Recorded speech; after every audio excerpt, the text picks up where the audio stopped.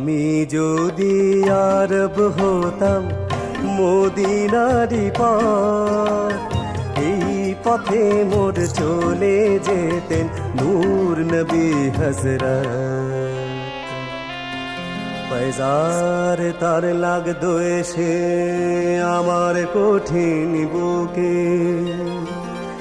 ঝরনা হয়ে লুটিয়ে যেতাম অমনি পরম সুখে। সেই চিহ্ন বুকে পুরে পালিয়ে যেতাম কোহে তুরে, দিবানিশি করতাম তার কদম জিয়ারত। সেথা দিবানিশি করতাম তার